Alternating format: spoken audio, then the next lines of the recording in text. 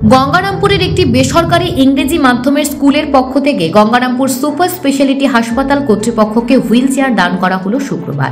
হাসপাতালের রোগীদের সেবার স্বার্থে এই উদ্যোগ গ্রহণ করা হয়েছে বলে জানিয়েছেন বিদ্যালয় কর্তৃপক্ষ।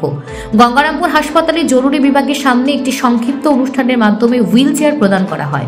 অনুষ্ঠানে উপস্থিত ছিলেন গঙ্গারামপুর সুপার স্পেশালিটি হাসপাতালের অ্যাসিস্ট্যান্ট সুপার নয়ন সরকার, বিশিষ্ট সমাজসেবী আনোয়ার হোসেন মণ্ডল, স্কুলের প্রধান শিক্ষক, বিদ্যালয় ছাত্রছাত্রী, শিক্ষক সহ অন্যান্য বিশিষ্ট ব্যক্তিবর্গ। স্কুলের পক্ষ থেকে জানানো হয়েছে, সম্প্রতি তাদের স্কুলে একটি মেলা অনুষ্ঠিত হয়েছিল এবং সেই মেলার আয় থেকে এই দানের ব্যবস্থা করা হয়েছে। এই উদ্যোগের ফলে হাসপাতালের রোগীরা যেমন উপকৃত হবেন বলে জানালেন বিদ্যালয় কর্তৃপক্ষ। এ বিষয়ে স্কুলের প্রিন্সিপাল ফাদার অমৃত খালকো বলেন, আমরা নভেম্বর মাসে একটা ফেড ছিল, 22 মেলা ছিল, সেখানে একটা চ্যারিটি পারপাসে মেলা করা হয়েছিল।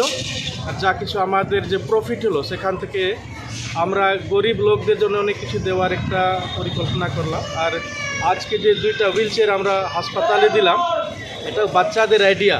যেমন বাচ্চারা বললো যে হাসপাতালে অনেক রোগীর আসে, অনেক অসুবিধা হয়, আমরা 2টা যেন হুইল চেয়ার আমাদের সরকারি হাসপাতাল আছে সেখানে ডোনেট করবো। এই পারপাসে আমরা এখানে আজকে 2টা হুইল চেয়ার ডোনেট করছি। কি দেওয়ার পরিকল্পনা আছে আপনাদের? এখন আমরা আরেকটা হুইল চেয়ার গঙ্গারামপুর রেলওয়ে স্টেশনে দিব। সেখানে অনেক বহু লোক, মানে বয়স্ক লোকগুলো আছে, হাঁটতে পারে না, তাদের উপকার হবে বলে আমরা একটা রেলওয়ে স্টেশনে দিব একটা হুইল চেয়ার। আর একটা রাজীবপুর হলি ক্রস হাসপাতাল আছে, সেখানেও আমরা হুইল চেয়ার একটা দিব। তারপরে মোটামুটি একটার দিকে 500টি কম্বল গরিব লোকদের মধ্যে বিতরণ করব। গঙ্গারামপুর থেকে বিশেষ প্রতিবেদন, নিউজ টুডে।